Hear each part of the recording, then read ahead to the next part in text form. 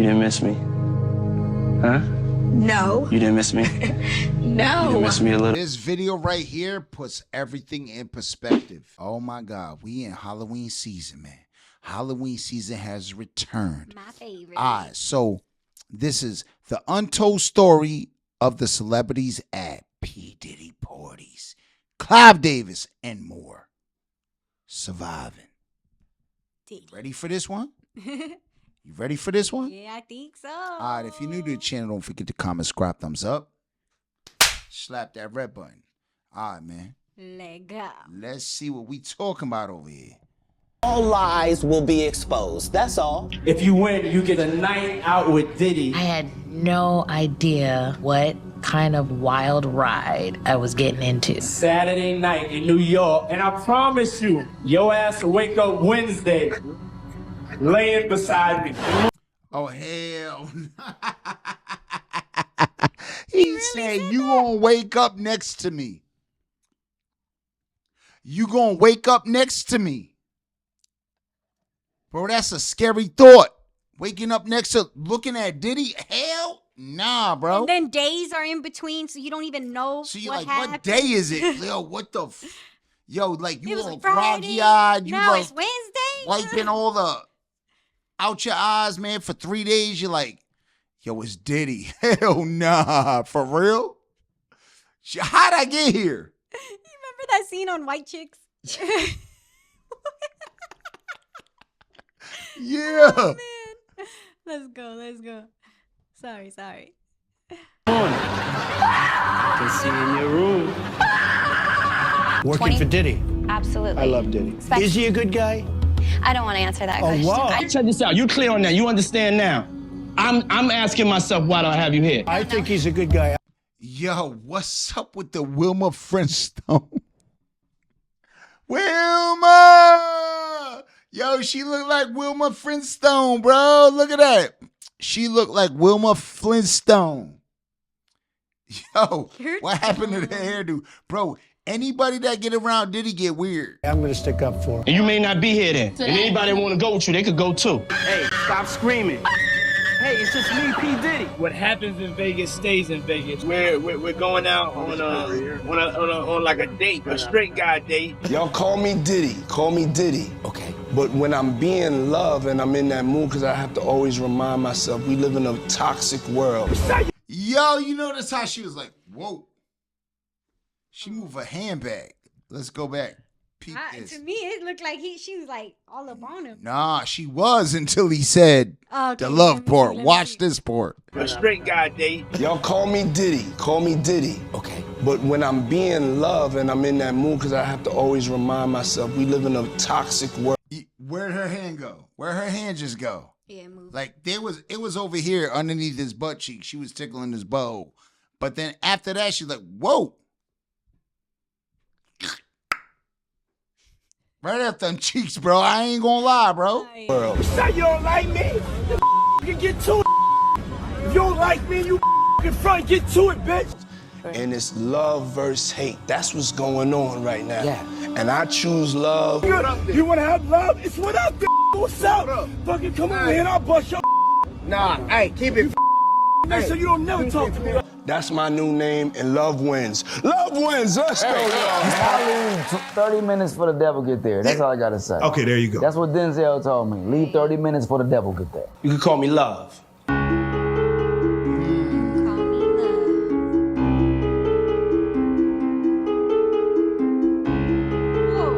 love.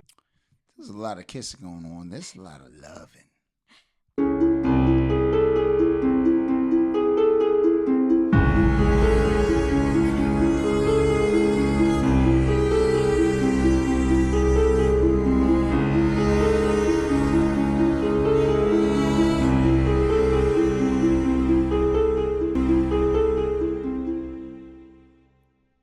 Surviving Diddy. This is just made up myth or if this is true, but I'm told that when you go to a hotel, anytime you go to a hotel, you don't just check in the way everybody else does. You send someone ahead to prepare the hotel room for you. It's called preparing the sexy. Preparing the sexy. Yeah. What's preparing the sexy? I mean, when I walk in, I definitely take pride in being the originator of the preparation of the sexy. Yo, why does he got a Mike Tyson shirt on though? I literally was just about to comment on that because of the clip with him and Mike. And when Mike was like... He got a Mike Tyson. Yo, Mike Tyson's like, yo, I know you've been plotting on these cheeks for a while. You heard? These buns ain't for you. Sorry, son.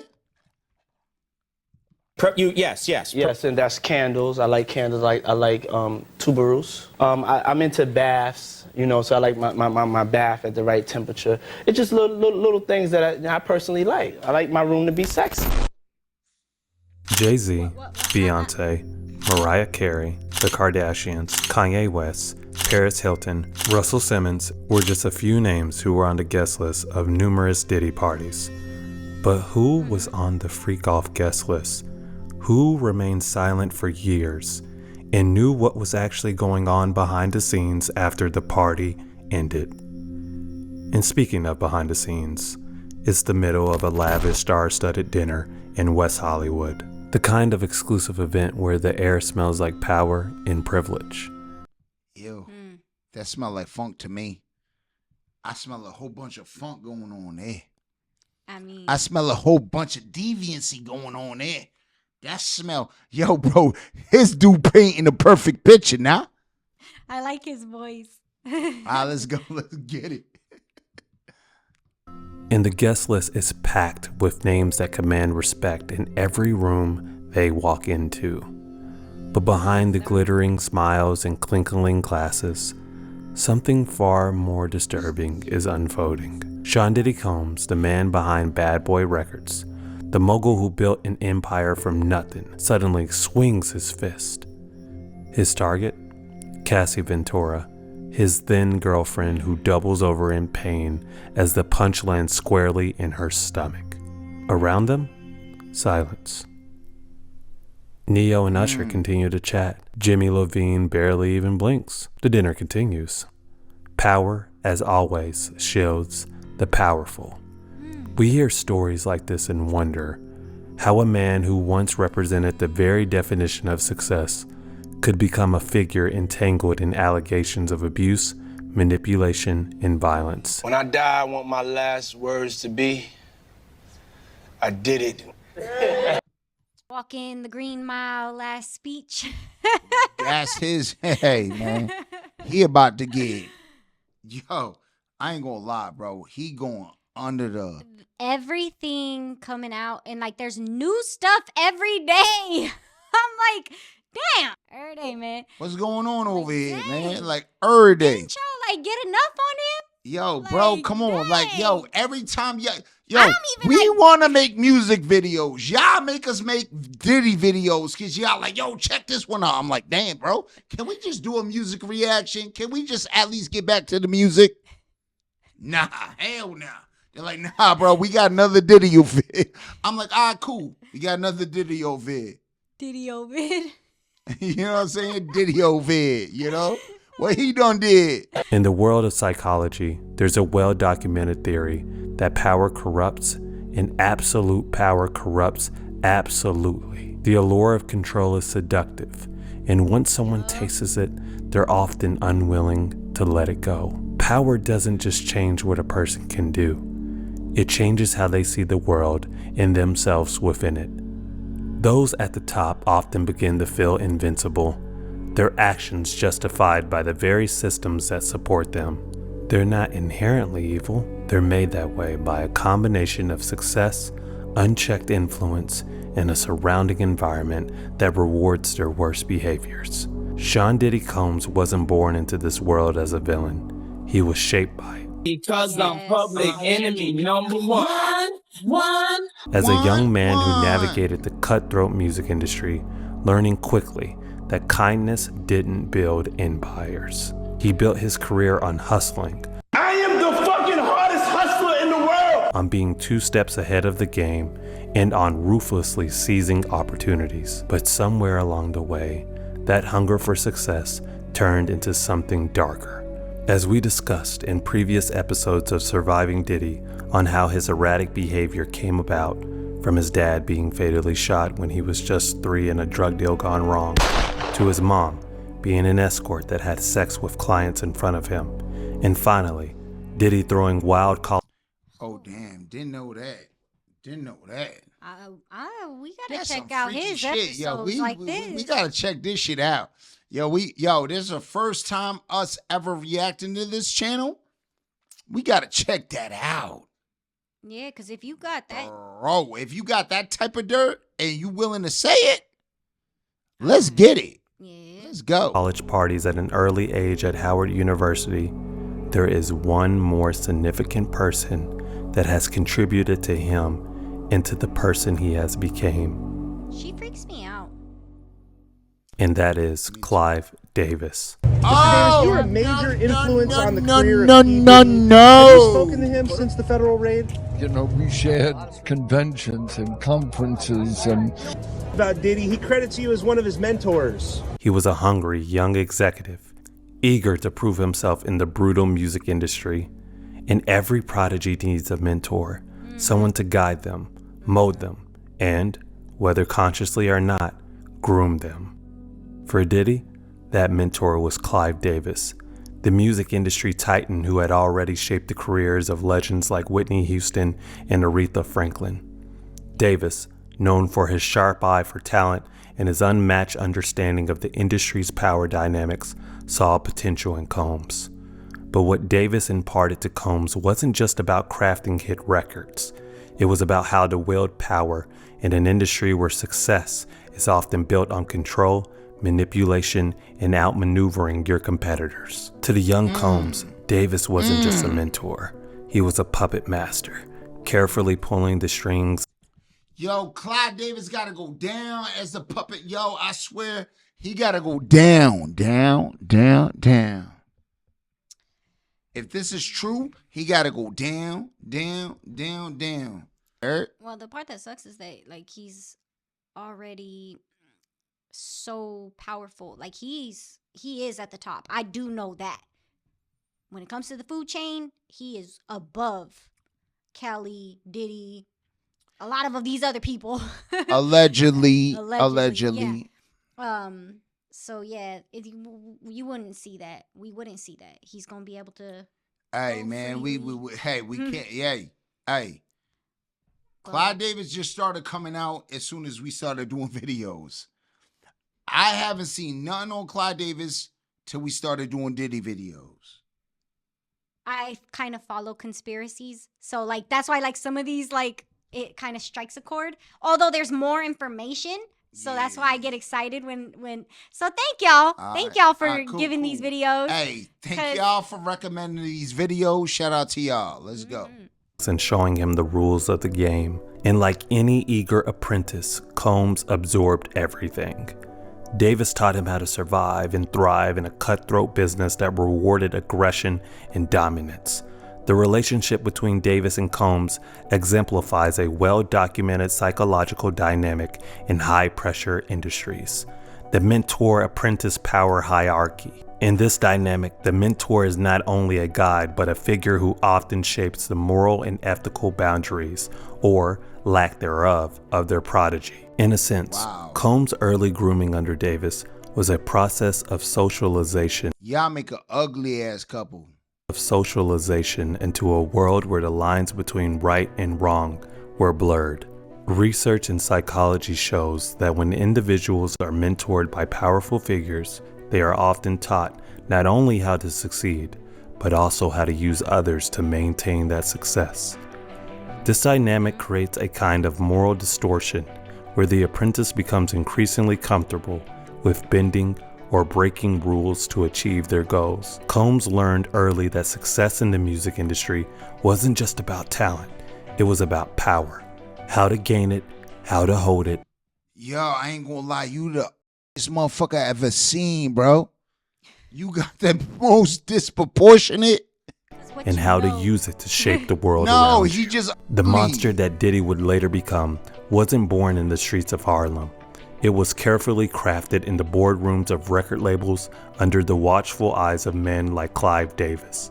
And while Davis may have given Combs the tools to build an empire, he also, knowingly or unknowingly, contributed to the creation of a man who would eventually use those tools for far darker purposes. By the time Diddy launched Bad Boy Entertainment in 1993, he had already internalized the lessons of power and control from his mentor. He was no longer just a talented young executive, he was a man on a mission, driven by a relentless hunger for success. Bad Boy was his kingdom, and Diddy was his king. But beneath the glitz, glamour, and platinum records, something more insidious was happening. The man who once hustled his way to the top was now becoming the very kind of puppet master who had once admired. But this time, the strings he pulled weren't just for the sake of success. They were for control, domination, and eventually, destruction. In October 2007, Sean Diddy Combs made what would become one of the most pivotal moves in his career. The groundbreaking partnership with Diageo, the global liquor giant. In this deal, Combs was not just an ambassador, but a partner in the marketing and development of Ciroc vodka. It wasn't merely about pushing a product, it was about crafting an image. Diddy didn't just promote Ciroc, he became Ciroc. Under his influence, the brand skyrocketed from an obscure, struggling vodka label to a symbol of luxury, success, and high living. Sales soared, and Diddy earned the nickname the Ciroc King, a title that carried with it more than just financial success. It cemented his place as an untouchable figure in both the music and business worlds. But with this partnership came something more dangerous than financial gain.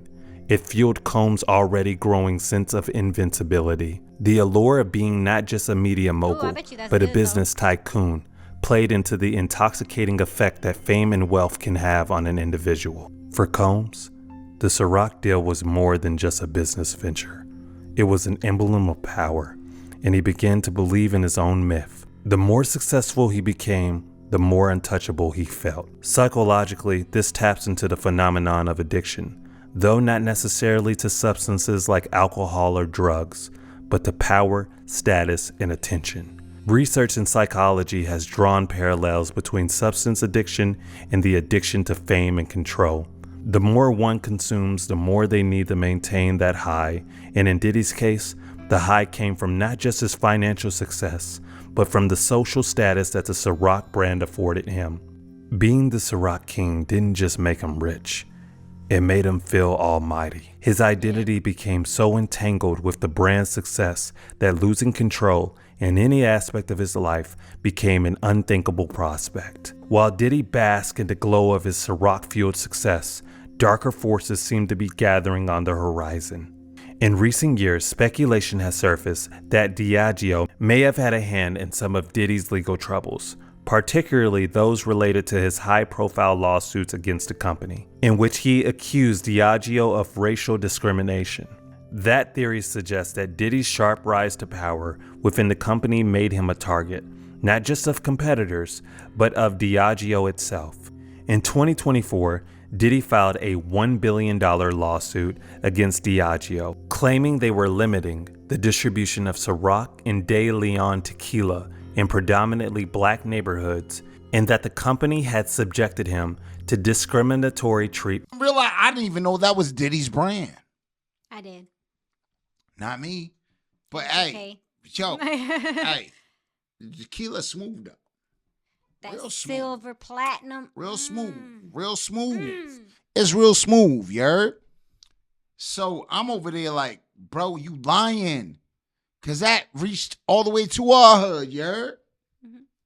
Conspiracy theories often arise when the lines between business, power, and legality blur, and this situation is no exception. The theory stands that Diageo, unwilling to continue sharing the spotlight with Diddy or face accusations of racism, may have used its corporate clout to entangle him in legal issues, hoping to weaken his public image and, by extension, his grip on the Ciroc empire. While there's no concrete evidence to support this theory, The culture of corporate influence in media and law isn't far-fetched.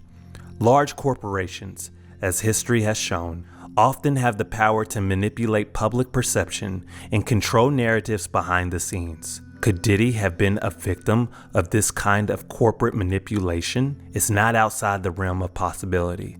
Psychologically, this scenario reveals a fascinating conflict in powerful individuals like Combs. The struggle between seeing oneself as a victim and a villain. All right, so peep it, right? I really think you giving Diddy a way out. Listen, it don't matter what corrupts you. If you're corrupted, you're corrupted. At the end of the day, you are 100% corrupted. I don't care what corrupted you. Bro, you should have known better. Stop it. Stop it. Stop it with that. You give him a way out. Yo, is this Diddy channel? No. This is a Diddy. Yo, all right, let's keep it moving and see if this is a Diddy channel, because I ain't gonna lie. It kind of sound like he over here trying to like smooth it out. I think it's like how you are. Like how like you just want to look at every angle and like look into every nook and cranny of things to make sure to get all the information before you judge. Okay. I'll buy that. This struggle between victimhood and villainy is where the cracks in Diddy's empire begin to show. The more power he amassed, the more paranoid and disconnected from reality he became. It's a tale as old as time. The king, once revered, begins to see enemies everywhere. And in his paranoia, he begins to destroy the very foundation upon which his empire was built. This conspiracy theory, whether rooted in fact or fiction, speaks to a larger truth about the intoxicating nature of power. When individuals like Diddy reach the heights of success, they are often surrounded by psychopaths and enablers who allow them to believe they are untouchable. But as history has shown, the higher one climbs, the further they have to fall. Oh, damn. And in Diddy's case, yo, he got a sexy young shorty on his lap. That's Cassie. But yeah, he looking at the old head. The very forces that once propelled him to the top may have been conspiring to pull him back down. In August 2006, Danity Kane's self-titled debut album, released under Combs Bad Boy Records and Atlantic Records, skyrocketed to success, debuting at #1 on the Billboard 200. For many, this marked the height of Diddy's creative vision, where his ability to sculpt talent became undeniable. However, beneath this facade, Dawn Richard would later reveal the cracks in this supposed triumph. Her lawsuit, filed years later, painted a vastly different picture, where the album's success was overshadowed by unpaid labor and broken promises. That's some little teenage boy control. He used to controlling everything. He used to rejection. I believe her. Richard, yo, you was in some sweat camps, you heard? Yup. Estimate her damages to be around $1 million. Money she claimed she never received for her work on the very project that put Bad Boys Girl Group at the top of the charts. The success of Danity Kane wasn't just built on musical talent. It was constructed on exploitation, with Combs at the center, pulling strings behind the scenes. While Diddy's success with Danity Kane made headlines, another story unfolded quietly in the shadows that same month. According to an October 2024. Y'all don't remember that making the band? They just get, hey, MTV, y'all better watch y'all step, because y'all supported this, and y'all seen what happened behind the scenes. So, hey, that's all I'm saying. Yes, sir. For a lawsuit, Combs hosted one of his infamous Hamptons white parties. But this particular party ended in something far darker. A male bodyguard, working under the pretense of security, alleges that Combs drugged and assaulted him during the event. After being given a drink, the bodyguard, later referred to as John Doe in legal documents, immediately felt disoriented and ill. What followed was a nightmare. Combs allegedly forced him into a van and sexually assaulted him. This incident marks a pivotal shift in the narrative surrounding Combs. The luxurious setting of the Hamptons party juxtaposes the horror of the alleged assault, demonstrating how unchecked power and privilege can mask monstrous behaviors. Psychologically, the act of violating someone's autonomy in such a calculated manner points to deeper issues of control, dominance, and sadistic tendencies, traits often buried beneath a carefully cultivated public persona.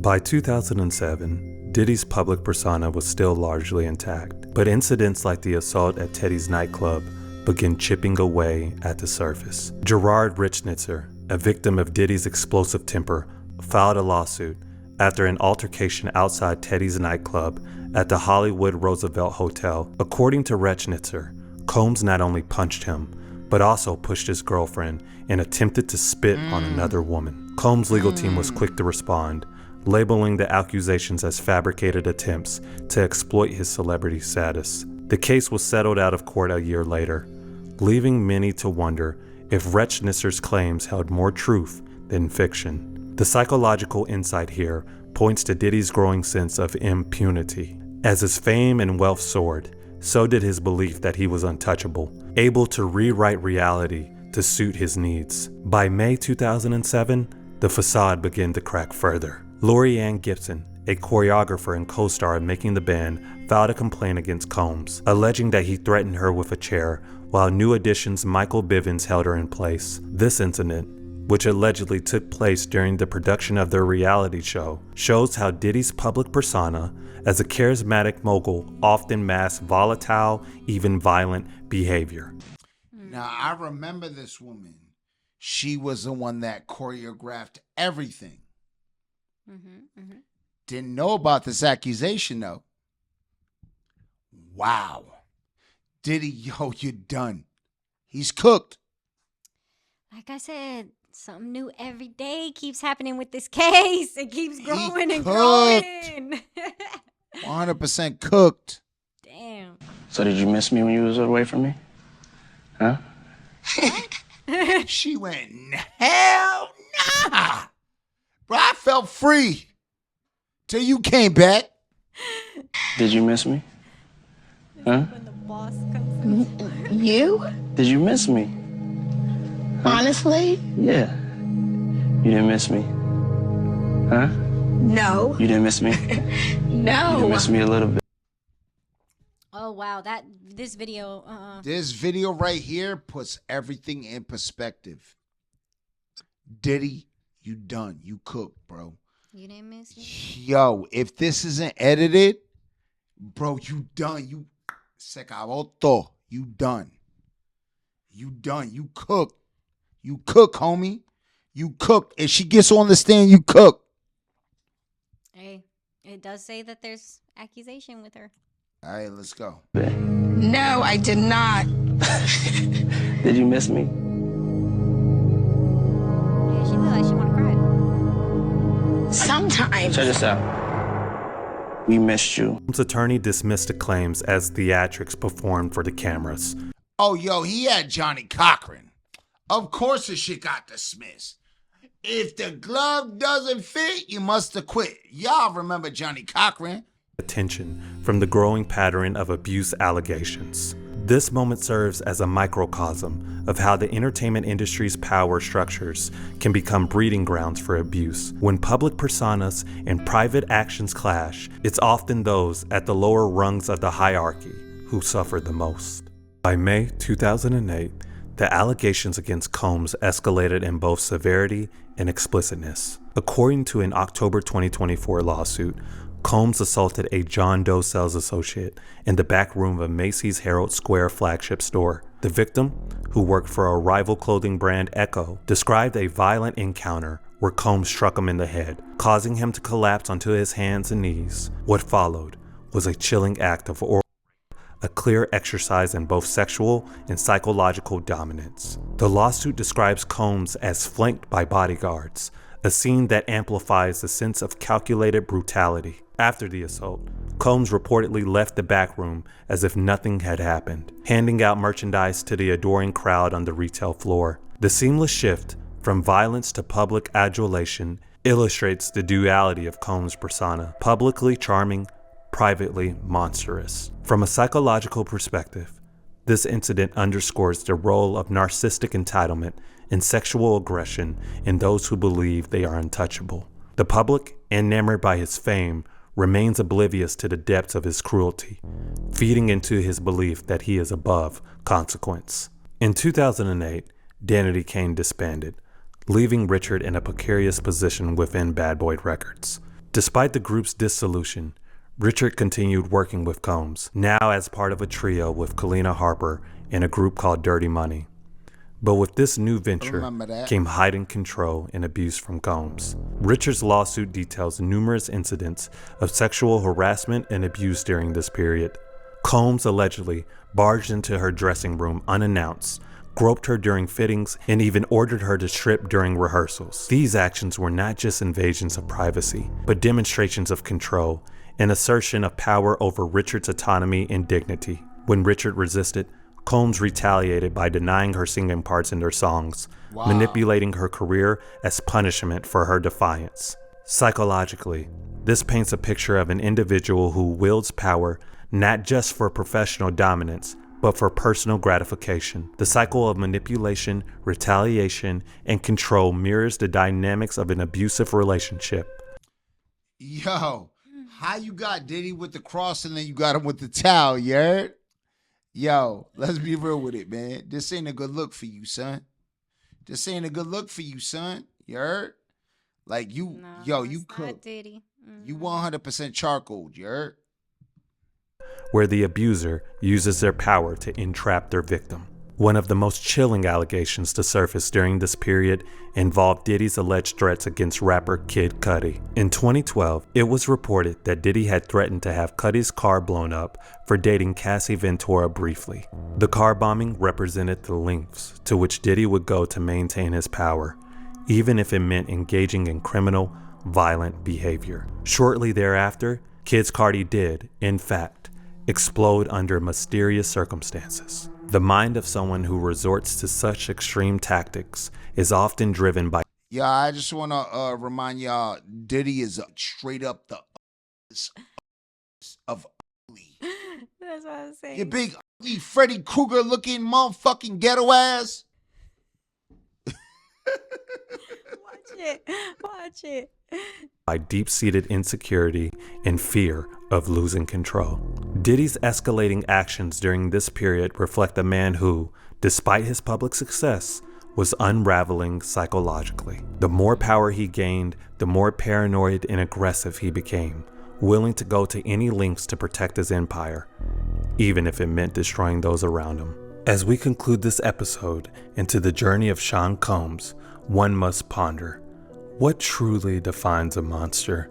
Is it the choices they make, or is it the circumstances that shape them? Can someone who has willed beady ass motherfucking eyes, bro, looking all cross-eyed?